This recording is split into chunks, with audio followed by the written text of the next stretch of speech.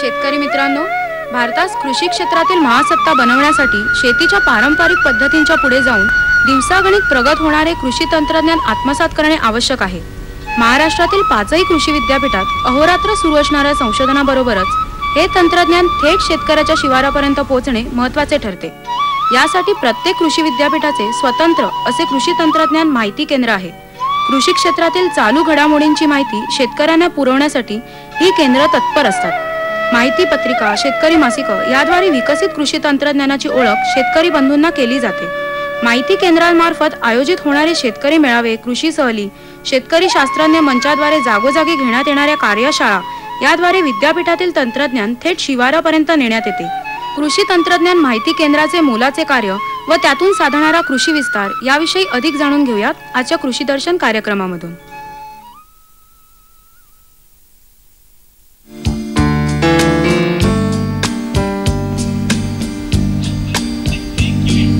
नमस्कार. शेतकरी बंधू भगिनींनो, कृषी दर्शन कार्यक्रमात आपल्या सगळ्यांचं मनापासून स्वागत.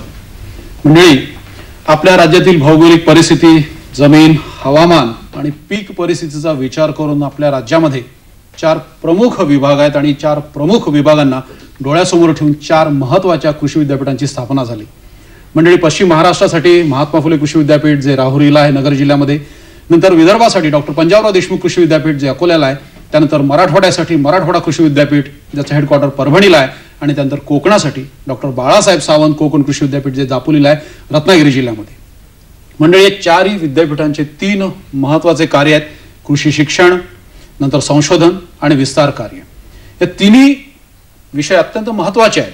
शिक्षणही महत्त्वाचं आहे, संशोधनही महत्त्वाचं आहे, पण शेतकऱ्यांच्या दृष्टीने मला असं वाटतं सर्वात महत्त्वाचा विषय आहे विस्तार कार्य. त्याचं कारण असं आहे की विद्यापीठामध्ये जे संशोधन केलं जातं, नवनवीन प्रयोग केले जातात शेतकऱ्यांच्या भल्यासाठी, शेतकऱ्याच्या उन्नतीसाठी, मला असं वाटतं ते जर शेतकऱ्यांच्या शेतापर्यंत, शिवारापर्यंत वेळेवर पोहोचलं नाही, लवकर पोहोचलं नाही, तर त्या संशोधनाला काही अर्थ उरत नाही.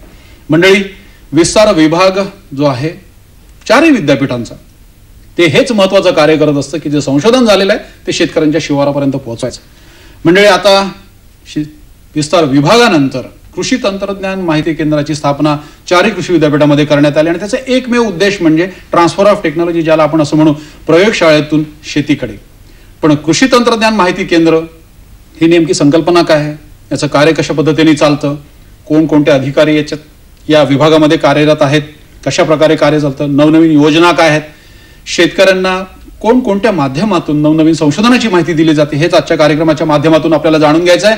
आणि त्यासाठी आज आपल्यासोबत आहेत डॉक्टर मिलिंद अहिरे. नमस्कार. डॉक्टर अहिरे हे याच प्रसारण केंद्रामध्ये, ज्याविषयी मी आता बोलत होतो, तिथेच प्रभारी अधिकारी म्हणून कार्यरत आहेत आणि विस्तार विषयामध्ये पदवी संपादन केल्यामुळे मला असं वाटतं की योग्य माणूस आजच्या कार्यक्रमात आपल्याला लाभलाय. सर नमस्कार.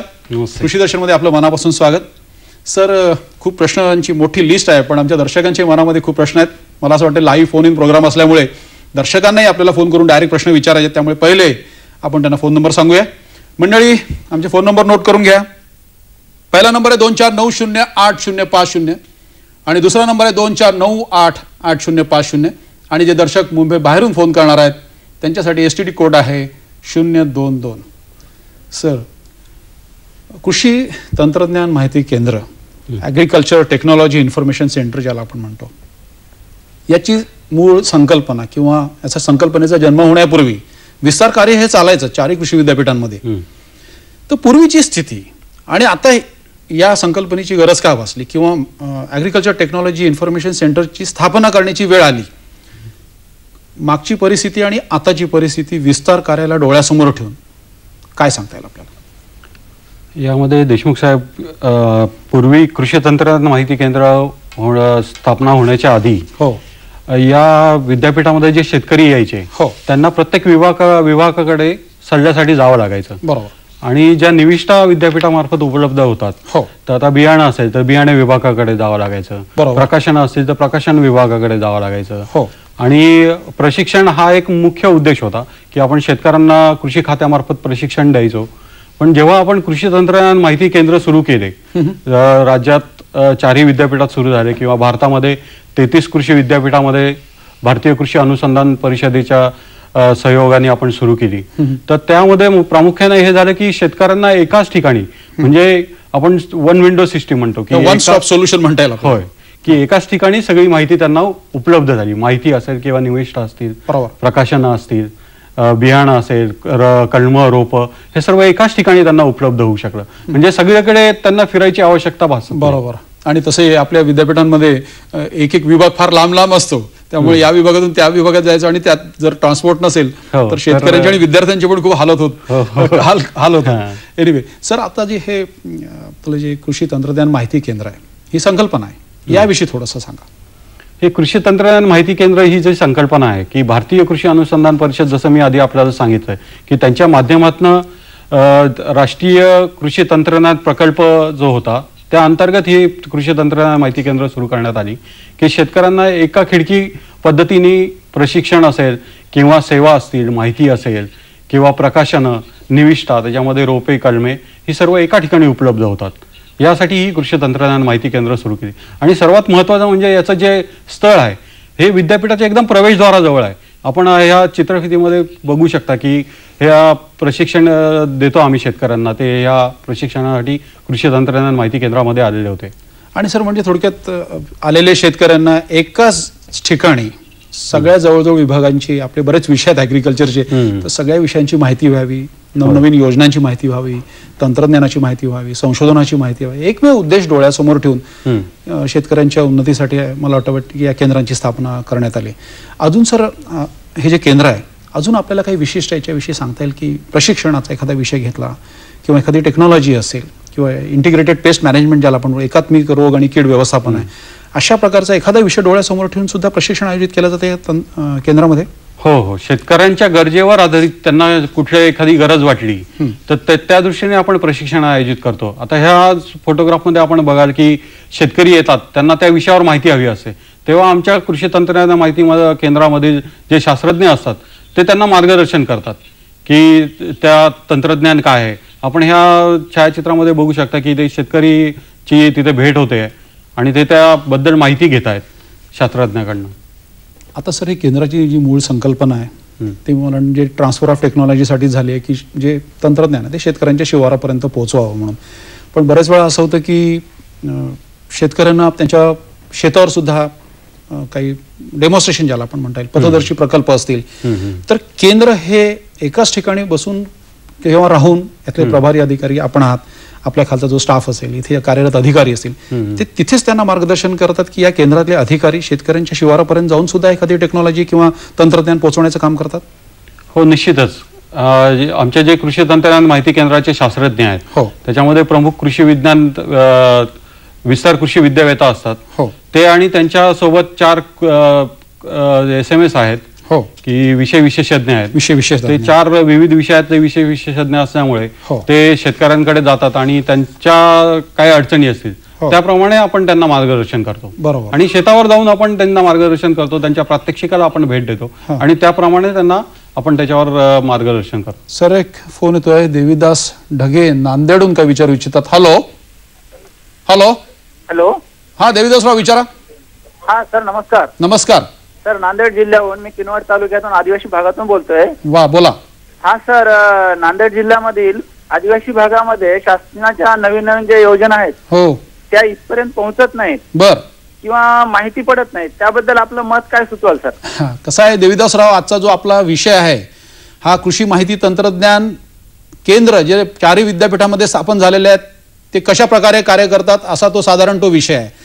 पण आता कसं आहे की ज्या शासनाच्या विविध योजना आहे, तुम्ही अत्यंत चांगला प्रश्न विचारलेला आहे. हा विषयाला अनुसरून जरी नसला तरी मला असं वाटतं व्यक्तिशः की अत्यंत चांगला प्रश्न विचारला आहे की या योजना शासनाच्या तळागाळातल्या आदिवासी जो आपला मागासवर्गीय जो भाग आहे, जो तळागाळातला शेतकरी आहे तिथपर्यंत पोहोचत नाही. पण मला अशी आपल्याला विनंती करावीशी वाटते की आपण, मला वाटतं किनवटचा उल्लेख केला, नांदेड जिल्ह्याचा आपण उल्लेख केला, तर मला असं वाटतं की प्रत्येक तालुक्यामध्ये तालुका कृषी अधिकारी असतो. माझी आपली ही नम्र विनंती आहे आपल्याला की जर शासनाच्या योजना जर आपल्याला जाणून घ्यायच्या असतील तर आपण तालुक्याच्या ठिकाणी जायचं आणि तालुका कृषी अधिकाऱ्याच्या कार्यालयात जाऊन तालुका कृषी अधिकाऱ्याला भेटायचं. मला खात्री आहे की प्रत्येक शेतकऱ्याचं तिथे स्वागत होतं. मग तो कुठल्या भागातून आला, तो आदिवासी आहे की साधा शेतकरी आहे की सामान्य शेतकरी आहे की श्रीमंत शेतकरी आहे, असा कुठलाही भेद तिथे केला जात नाही.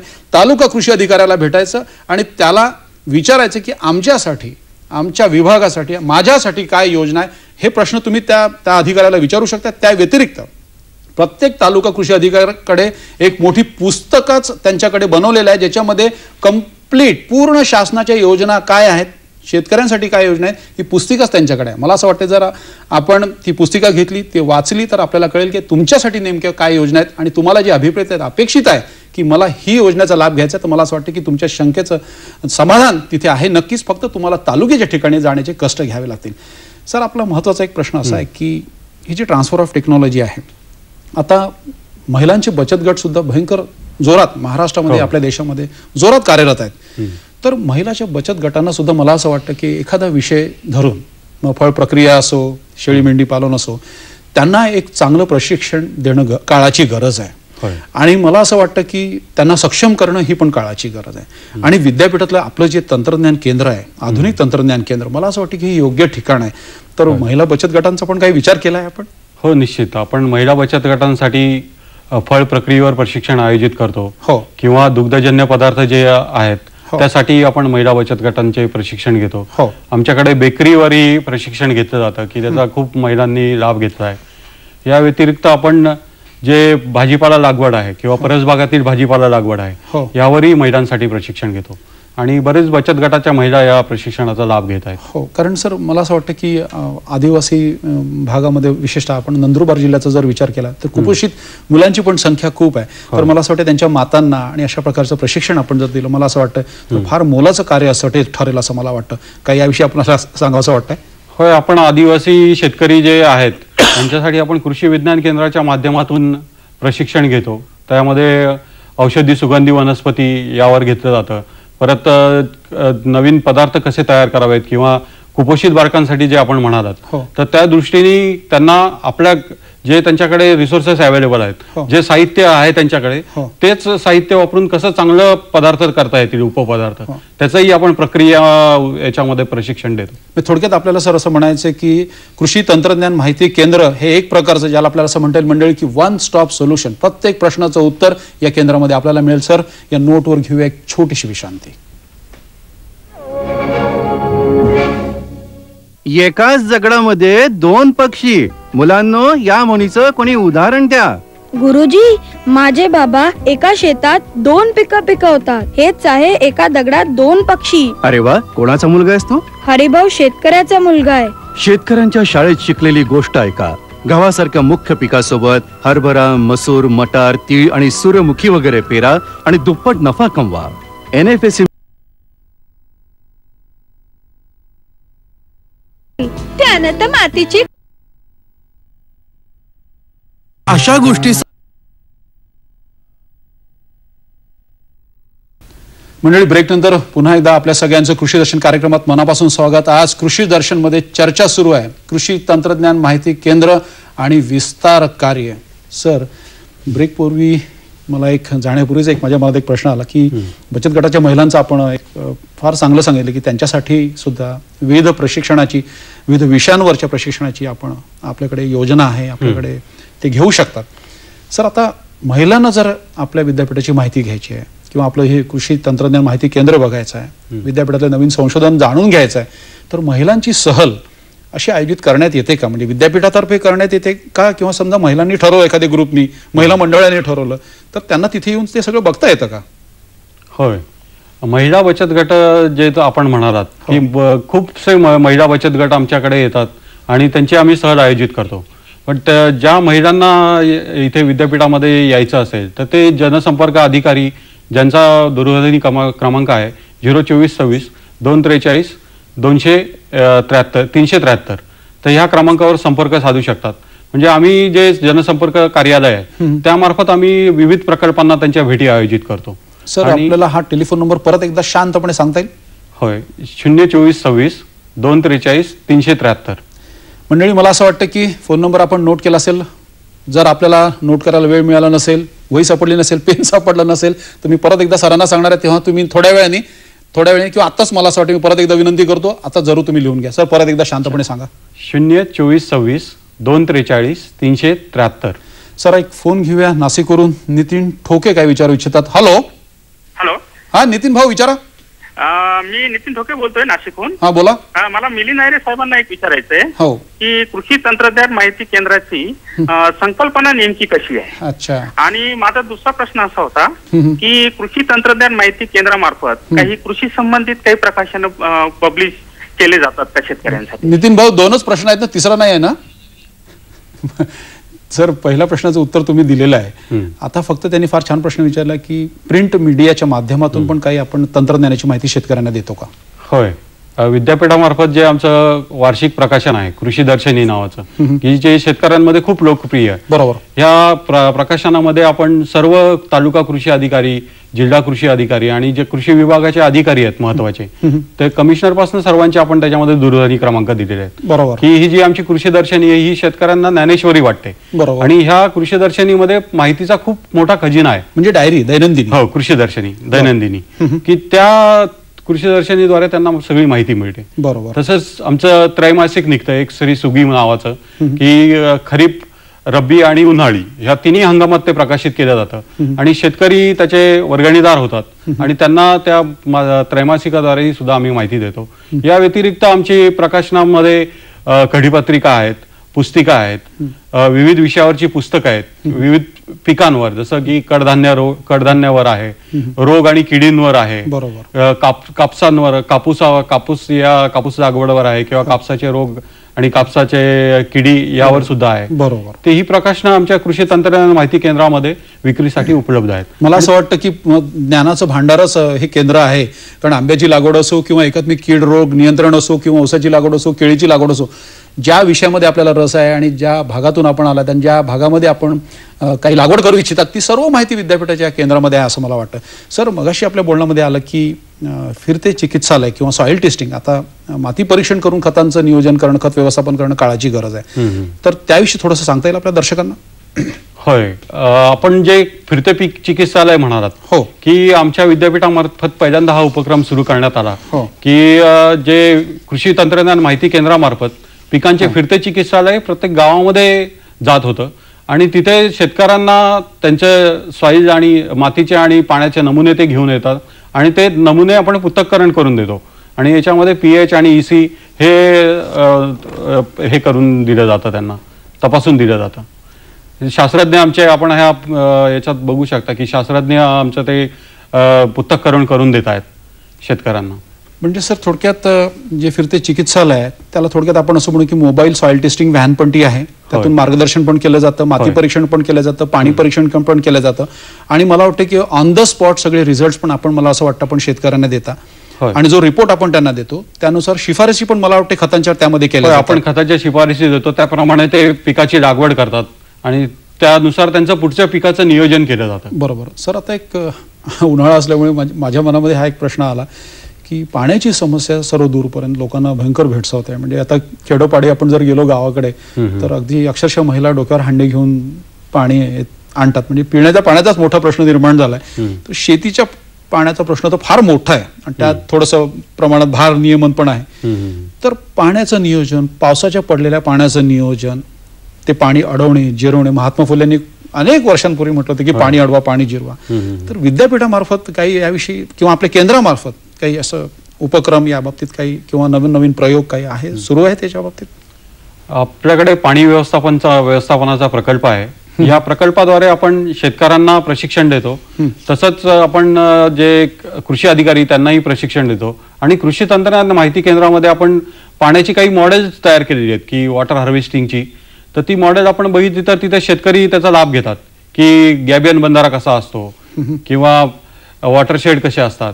कारण ते तिथे मॉडेलमध्ये बघितल्यावर त्यांच्या लक्षात येतं की हे असं आहे आणि आपण असं केलं तर पाण्याचं अडवू शकतो आपण आणि जास्तीत जास्त पाणी आपल्याला उपलब्ध होऊ शकतं. एवढा पाऊस पडतो आपल्याकडे विशेषतः ते सगळं पाणी वाहून जातं. आपण जर वेगवेगळ्या प्रकारे गॅबियन बंधारा आहे, कोल्हापुरी टाईपचा बंधारा आहे, उतारा, डोंगर उतारावर जर आपण आडवी कंटूरचं केलं, चर खणले, बंधारे बांधले, मला असं वाटतं की पाणी अडवणं आणि पाणी मुरवणं ही काळाची गरज आहे. तरच आपल्याला भविष्यामध्ये सिंचनाचा प्रश्न जास्ती मोठा रूप धारण करणार नाही. सर एक महत्त्वाचा प्रश्न एक आहे की मगाशी जेव्हा आपण हा कार्यक्रम सुरू होण्यापूर्वी आपण जेव्हा चर्चा करत होतो तेव्हा SMS चा आपण काहीतरी एक उल्लेख केला की SMS द्वारे सुद्धा, कारण आजकाल मोबाईल फोन हा प्रत्येकाच्या हातात दिसतो आपल्याला, तर मला वाटतं की सगळ्यात सोपा एखादं तंत्रज्ञान वेळेत पोहोचायचं असेल, कारण आपत्कालीन परिस्थिती असेल किंवा वादळ येणार असेल किंवा अवकाळी पाऊस पडणार असेल तर आपल्या हवामानशास्त्र विभागाकडे ती माहिती पहिले येते, शेतकऱ्यांना त्याचा अंदाज नसतो. पण काहीतरी आपण मगाशी सांगत होतो, काय सांगता येईल? SMS जी सेवेबद्दल मी आपल्याशी मगाशी चर्चा करत होतो ते हे आहे की आपण आता मोबाईलचा वापर बघितला तर ग्रामीण भागामध्ये त्याचा 15% ग्राहक वाढतोय, की जास्तीत जास्त ग्रामीण भागामध्ये त्याचा झपाट्याने विकास होतोय, की प्रत्येक खेडूताकडे किंवा प्रत्येक शेतकऱ्याकडे आज मोबाईल आहे. तर यासाठी कृषी खात्याने आता SMS सेवा सुरू केलेली आहे. तर यामध्ये विद्यापीठ योगदान देणार आहे, जे कंटेंट त्याच्यासाठी लागतं की तो संदेश बनवण्यासाठी ते विद्यापीठ तयार करत आहे, की यामुळे काय होईल की शेतकऱ्यांना कृषी हवामानाबद्दल माहिती मिळेल की पाऊस पडणार आहे किंवा रोग आणि किडीचा प्रादुर्भाव होणार आहे, बंदोबस्त कसा करायचा, त्याच्यामुळे त्यांचं पुढचं जे संभाव्य नुकसान आहे ते टाळता येईल. आणि मला असं वाटतं SMS मुळे अगदी त्वरित हा मेसेज शेतकऱ्यांच्या फार लवकर मेसेज जातो, त्यामुळे मला असं वाटतं की शेतीमध्ये वेळेवर मेसेज मिळणं अत्यंत महत्वाचं असतं. सर एक फोन येतोय कोल्हापूरहून, कांता पटेल काय विचारू इच्छितात? हॅलो हॅलो हॅलो, हा विचारा. हो नमस्कार सर. नमस्कार, मी कोल्हापूरहून कांता पाटील बोलते. हा विचारा. विद्यापीठामध्ये राहुरी विद्यापीठामध्ये कोणकोणते प्रकल्प पाहता येतील आणि महिलांच्यासाठी राहण्याची व्यवस्था सोय होईल का? हा खूप छान प्रश्न विचारला ताई तुम्ही. सर सगळ्यात महत्वाचा प्रश्न आहे. महिलांची आमच्या इथे राहण्याची सोय होते.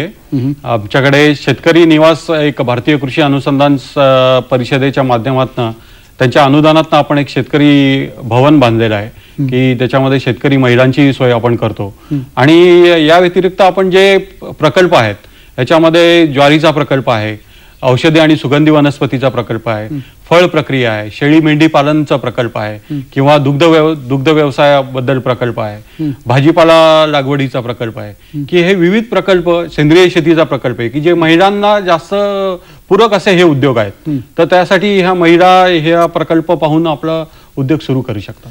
मला वाटतं कांताताई आता जो आपण प्रश्न विचारला फार महत्त्वाचा प्रश्न विचारला की विविध उपक्रम जे विद्यापीठामध्ये केले जाते, संशोधन केलं जातं, महिलांसाठी काही प्रशिक्षणाची योजना त्यांनी केलेली आहे. आणि सर्वात महत्त्वाचं म्हणजे त्यांनी सांगितलं की शेतकरी भवन म्हणजे महिलांची राहण्याची व्यवस्था, संपूर्ण काळजी ही विद्यापीठाच्या अधिकाऱ्यांमार्फत विद्यापीठामार्फत घेतली जाते. तर मला असं वाटतं की आता तुम्ही लवकरात लवकर तुमचा एक ग्रुप घेऊन विद्यापीठाला भेट द्यायची आणि या विद्यापीठात चाललेलं संशोधन जाणून घ्यायचं. आणि मला असं वाटतं तिथे प्रशिक्षण पण आपण घ्यायला पाहिजे. फळ प्रक्रियेचं प्रशिक्षण आपण घेऊ शकता, शेळी मेंढी पालनाचं आपण प्रशिक्षण घेऊ शकता, कुक्कुटपालनाचं आपण प्रशिक्षण घेऊ शकता.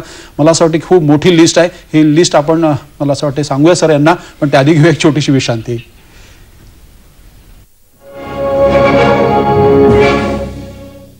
दाताचे एक्सपर्ट सांगतात की सामान्य टूथब्रश हिरड्या खरवडू शकतात, पण ओरल बी क्रॉस सेक्शन नव्हे, याचे गोलाकार क्रिस्प. मंडळी ब्रेक नंतर पुन्हा एकदा आपल्या सर्वांचं मनापासून स्वागत. आज कृषी दर्शन मध्ये चर्चा सुरू आहे कृषी तंत्रज्ञान माहिती केंद्र आणि विस्तार कार्य.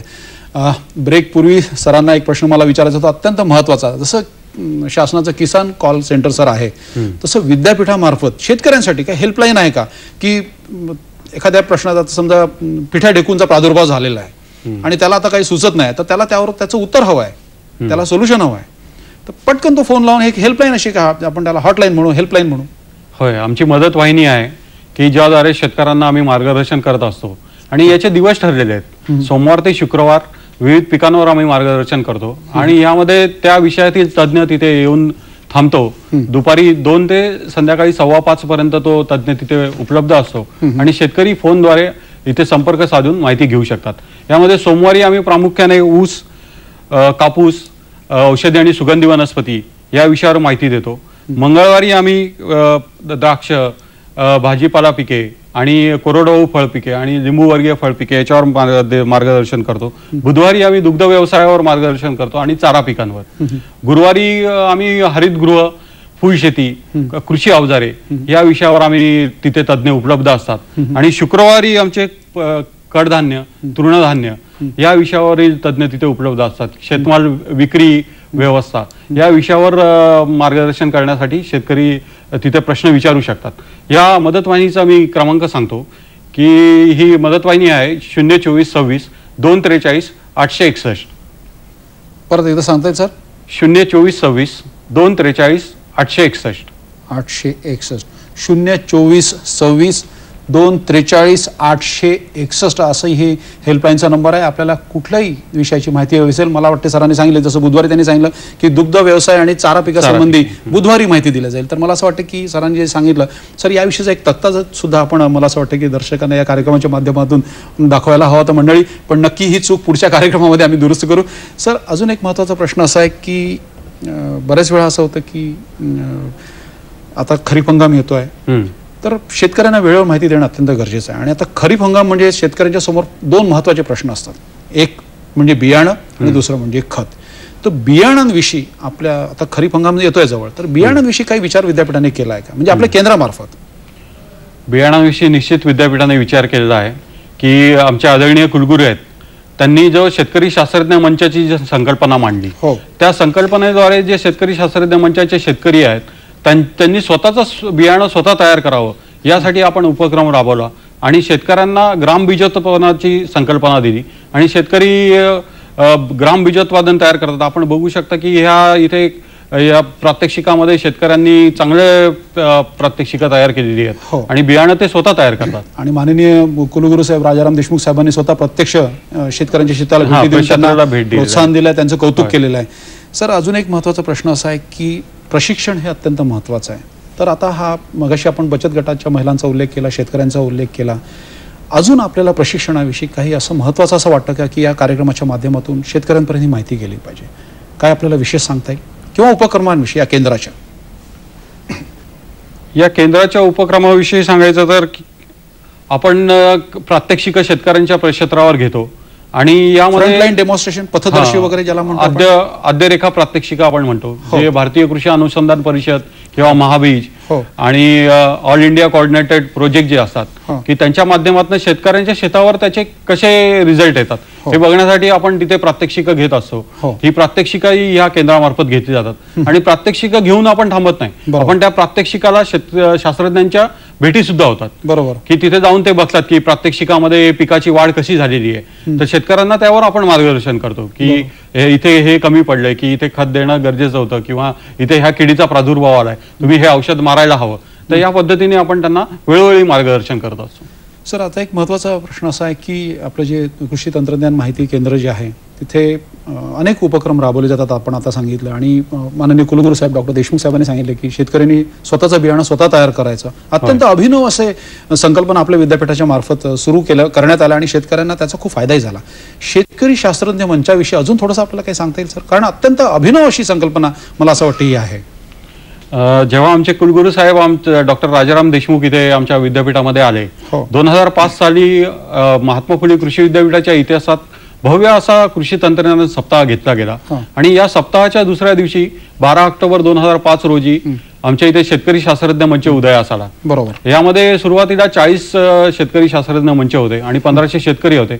आता नुकताच आम्ही एक अजून मंच वाढवलाय आणि 1550 शेतकरी या मंचामध्ये झाले. या मंचाद्वारे आम्ही विविध उपक्रम राबवतो, जसं मी सांगितलं की प्रात्यक्षिका त्यांच्या शेतावर घेतली जातात.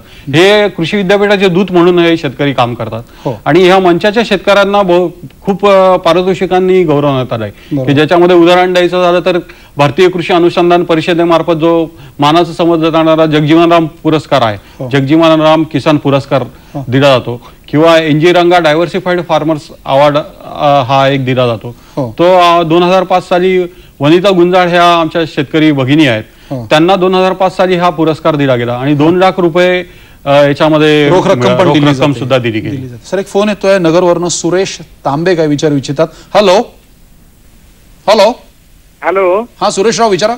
हा बोला साहेब, नमस्कार. नमस्कार, विचारा प्रश्न. आमच्या गावामध्ये विद्यापीठाचे फिरती माती परीक्षणासाठी फिरती चिकित्सालय मिळेल का? मिळेल, जरूर मिळेल सर. काय सांगते? हो, निश्चित. तांबेजी, आपण आमच्या कृषी तंत्रज्ञान माहिती केंद्राशी संपर्क साधा. आपण ज्या दिवशी सांगाल की फक्त आमचं अट एकच आहे की जास्तीत जास्त शेतकरी त्या ठिकाणी हवेत, म्हणजे जास्तीत जास्त लोकांपर्यंत आम्हाला पोहोचता येईल आणि फिरते पीक चिकित्सालयाची सुविधा आपल्याला निश्चितच आम्ही देऊ शकू. सर, आता एक प्रश्न मला विचारावा वाटतो की एखादं आपण केंद्र जेव्हा सुरू करतो, एखादं संशोधन केंद्र सुरू करतो, तर खूप अविरत कार्य तिथे चालतं. म्हणजे मला कल्पना आहे विद्यापीठामधली खूप लोक काम करतात. पण आता या आपलं जे कृषी माहिती तंत्रज्ञान माहिती केंद्र जे आहे ते याचं भविष्यामध्ये फ्युचर काय मोठ्या योजना आखल्या आहेत, काही डोळ्यासमोर ठेवल्या, शेतकऱ्यांच्या गरजा डोळ्यासमोर ठेवून? यामध्ये आपण आता बघतोय की कृषी तंत्रज्ञानामध्ये प्रगती खूप झपाट्याने होते. जसं आपण मगाशी उदाहरण घेतलं की मोबाईलचा खूप जास्त वापर होतोय, तसं यापुढे ऑनलाईन जी सुविधा आहे त्याचा जास्त वापर होणार आहे. यासाठी आपण जे वेबसाईटच्या माध्यमातूनही काही पोर्टल सुरू करायचा मानस आहे आपला. तसंच शेतकऱ्यांना प्रवेशद्वारावर कृषी तंत्रज्ञान माहिती केंद्राच्या किओस्क एक आपण बसवायचा एक सुरू करणार आहोत की ज्याद्वारे शेतकऱ्यांना ते बटन दाबून तिथेच ती माहिती दिसेलही आणि त्यांना ऐकूही येईल. म्हणजे त्यांना एक लगेच तिथे आल्या ते समजा शास्त्रज्ञ तिथे उपलब्ध नसेल तरी ते स्वतः त्या पिकावर बोट दाबून त्यांना त्या पिकाबद्दल माहिती घेता येईल. म्हणजे सर आपल्याला थोडक्यात असं सांगायचं की एलसीडी स्क्रीन किंवा टीव्हीच्या माध्यमातून एक मॉनिटर तिकडे ठेवलेला असेल आणि तिथे आपल्याला टच स्क्रीन ज्याला आपण म्हणतो की समजा आता त्याला एखाद्या ऊस लागवडीविषयी माहिती हवी आहे तर असं मिळू शकेल. थोडक्यात अजून आपल्याला थोडं अजून खोलवर जाऊन सांगता येईल याविषयी? म्हणजे ऊसाबद्दल आता समजा ऊसाला त्यांनी टच केलं किंवा स्पर्श केला तर ऊसाबद्दल माहिती येईल की ऊसाच्या जाती किती आहेत. मराठीत नसणार आहे? हो, ही मराठीत नसणार आहे की ऊसाच्या जाती किती आहेत, विद्यापीठाने प्रसारित केलेल्या जाती कोणत्या कोणत्या आहेत, शारपट जमिनीसाठी कुठली जात आहे, त्याचं उत्पादन किती होतं आणि त्याला खत मात्र किती लागतात. तर याबद्दल असं तपशीलवार त्याच्यामध्ये आपल्याला माहिती देता येईल. पीक नाही आहे म्हणजे शेतकऱ्याला सगळं विचारायची गरज नाही की तो स्वतःही ती माहिती घेऊ शकतो. बरोबर. आता सर हा जो प्रशिक्षणाचा एक महत्त्वाचा मुद्दा सारखं मला विचारायचं वाटतो की प्रशिक्षणाचा कालावधी असा काही ठरवलेला आहे की 1 आठवडा किंवा 3 दिवस किंवा विषयाला अनुसरून तो असतो? आणि मुख्य म्हणजे प्रशिक्षणासाठी जर शेतकऱ्यांचा एक मोठा गट यायचा असेल तर त्याला काही शुल्क आकारलं जातं का? किंवा ते राहण्याची जी व्यवस्था मगाशी आपण शेतकरी निवासाची व्यवस्था केली तर तिथे काही त्यांच्याकडून नॉमिनल शुल्क घेतलं जातं की सगळं मोफत दिलं जातं? आपण नॉमिनल शुल्क घेतो. मला वाटतं मी खूप प्रश्न विचारले तुम्हाला. नाही, आपण नॉमिनल शुल्क घेतो कारण याचा मेंटेनन्स असतो, देखभाल करावी लागते त्या वसतिगृहाची. त्याच्यामुळे आपण नाममात्र शुल्क शेतकऱ्यांकडनं घेत असतो. पण जास्तीत जास्त प्रशिक्षण आपण जे शेतकऱ्यांसाठी आयोजित करतो ते कृषी खात्यामार्फत आयोजित करतो आणि गरजेवर आधारित ज्यांना ज्या पिकावर हवं आहे त्याप्रमाणे आपण ते प्रशिक्षण आयोजित करतो. आणि शक्यतो आपण 2 ते 3 दिवसाचं प्रशिक्षण ठेवतो कारण त्यांची उपलब्धता शेतकऱ्यांची, कारण घरापासून लांब राहणं, त्यांचे जे शेतीची कामं असतात, पुढचं काही नियोजन असतात, त्या दृष्टीने आपण त्यांच्या इथे 2 ते 3 दिवसाचं प्रशिक्षण आपल्या माहिती केंद्रामध्ये घेत असतो. मंडळी, आता सरांनी सांगितलं, हिरे सरांनी, की प्रशिक्षण दिलं जातं 2 ते 3 दिवसाचं असतं ते आणि नाममात्र शुल्क घेतलं जातं. त्याचं कारण असं आहे की इमारतीची देखभाल करावी लागते, त्याचं मेंटेनन्स असतं आणि महत्त्वाचं म्हणजे फुकट एखादी वस्तू जर मिळत असेल तर त्याला काही महत्त्व येत नाही, त्याला काही महत्त्वही उरत नाही. मला असं वाटतं की थोडेसे पैसे खर्च केले की आपण सुद्धा अत्यंत जागरूक राहतो आणि प्रशिक्षणाचा लाभ घेतो. मंडळी, या नोटवर घेऊया एक छोट होत आहेत डॉक्टर मिलिंद अहिरे, प्रभारी अधिकारी, महात्मा फुले कृषी विद्यापीठ, राहुरी. सर, ट्रान्सफर ऑफ टेक्नॉलॉजीचा जेव्हा विषय निघतो किंवा प्रयोगशाळेतून शेताकडे जे संशोधन जातं, अनेक माध्यमातून जातं. आता आपण सांगितलं आपल्या प्रसारण केंद्राच्या माध्यमातून पण जातं. आता सर्वात महत्त्वाचं असं आहे की सर, जेव्हा शेतकरी शेतामध्ये काहीतरी पिकवतो, उगवतो, उत्पादित करतो, तर त्याचं विपणन करणं त्याला फार कठीण वाटतं बरेच वेळा. म्हणजे जास्त उत्पादन झालं तर भाव पडतात, कमी उत्पादन झालं तर त्याला विकण्यासाठी अनेक अडचणी येतात. तर विक्री व्यवस्था या विषयाचं प्रशिक्षण, याविषयीचं मार्गदर्शन, याविषयीची माहिती किंवा आपण ज्याला म्हणतो की जसं बाजारभाव, आपण या कार्यक्रमापूर्वीच एक कार्यक्रम बघितला की बाजारभाव, काय आपल्या प्रशिक्षण केंद्राच्या मार्फत शेतकऱ्यांना याबाबत मार्गदर्शन केलं जातं? विक्री व्यवस्थापन म्हणाल तर आपण जे मदत वाहिनी मगाशी मी सांगितलं, तर त्यामध्ये आपण दर शुक्रवारी 2 ते 5:15 या वेळेमध्ये विक्री व्यवस्थेवर सुद्धा आपण मार्गदर्शन करतो. याच्यामध्ये कृषी अर्थशास्त्र विषयातील जे तज्ज्ञ असतात ते शेतकऱ्यांना मार्गदर्शन करतात. यामध्ये प्रामुख्याने शेतकऱ्यांचे प्रश्न असतात की आपण जे उत्पादन तयार केलंय, जे पीक आता निघालंय, त्याला काढणी केली आहे, ते कुठल्या मार्केटला विकायला पाहिजे. तर ते कृषी अर्थशास्त्र विषयातील तज्ज्ञ त्यांना मार्गदर्शन करतात की आपण ह्या मार्केटमध्ये आज भाव चांगला आहे तर आपण, अत्यंत चांगली गोष्ट आहे. अजून एक महत्त्वाचा प्रश्न असा आहे सर की कृषी विज्ञान केंद्राच्या माध्यमातून पण ट्रान्सफर ऑफ टेक्नॉलॉजी केली जाते, जे संशोधन शेतकऱ्यांच्या शिवारपर्यंत पोहोचवलं जातं. तर कृषी विज्ञान केंद्र किती आहेत आपले, कुठे आहेत आणि शेतकऱ्यांना कसं त्याच्या माध्यमातून मार्गदर्शन मिळतं? महाराष्ट्रामध्ये आपले 34 कृषी विज्ञान केंद्र आहेत आणि महात्मा फुले कृषी विद्यापीठाच्या कार्यक्षेत्रामध्ये 10 कृषी विज्ञान केंद्र आहेत. या कृषी विज्ञान केंद्रामार्फत शेतकऱ्यांना प्रशिक्षण दिलं जातं, अध्यरेखा प्रात्यक्षिकं घेतली जातात आणि मार्गदर्शन, सल्ला आणि सेवा ह्या गोष्टी पुरवल्या जातात. त्यांच्या प्रक्षेत्रावर भेटही दिली जाते. कृषी विज्ञान केंद्राकडे जे शास्त्रज्ञ आहेत ते त्यांना वेळोवेळी मार्गदर्शन करतात.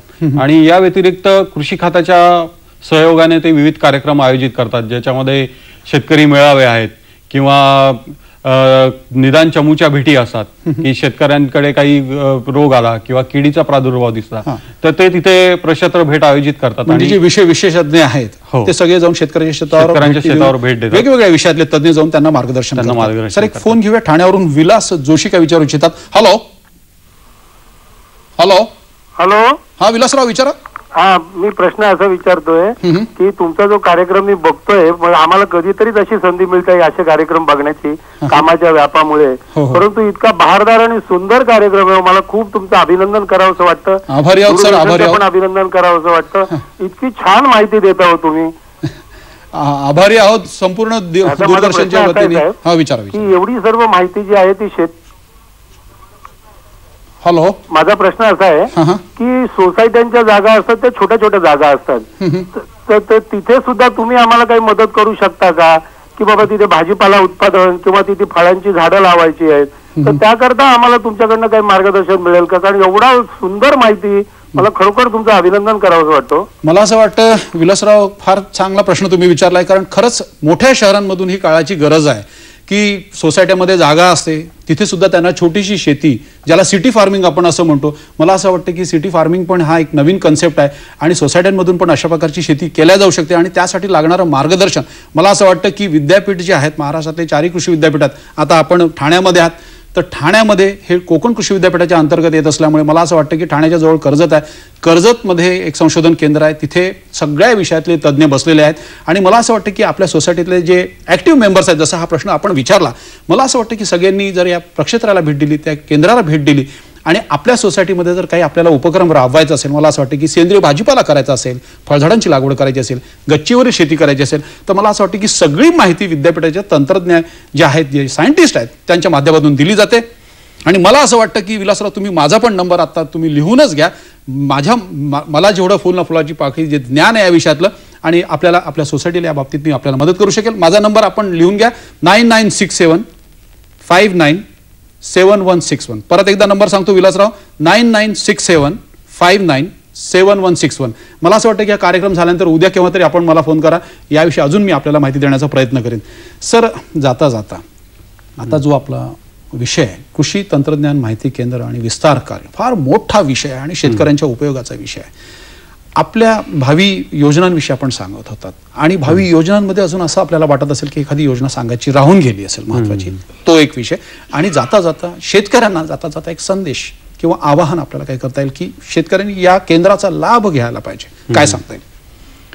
की यामध्ये प्रामुख्याने जे योजना मी सांगितलं की आम्ही किओस्क एक सुरू करणार आहोत आणि ऑनलाईन शेतकऱ्यांना पोर्टल एक सुरू करणार आहोत की ज्याद्वारे त्यांना, जसं आता ह्या जोशी साहेबांनी प्रश्न विचारला की त्यांना शक्य नाही राहुरीला येणं, तिथे प्रक्षेत्र भेट देणं किंवा कृषी तंत्रज्ञान माहिती केंद्रामध्ये, तर त्या वेबसाईटद्वारे ते माहिती घेऊ शकतात. किंवा आमची मदत वाहिनी आहे, तर फोन करून सुद्धा आमच्याशी संपर्क साधून ते या विषयावर माहिती घेऊ शकतात.